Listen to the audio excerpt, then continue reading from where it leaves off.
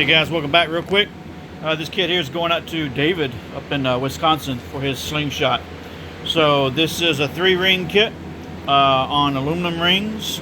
These have the individual mounting brackets. This particular kit has the standard LED strips. Still give out plenty of light on these. And then we got an underbody kit.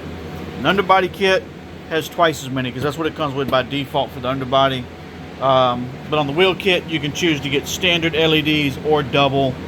But I'm getting ready to box this kit up. I just finished this up. It's the middle of the day, and you can still see how bright this is. I got plenty of windows in the shop. The shop lights are on. The only thing I don't have on is my overhead bench light. But even then, that don't make much difference.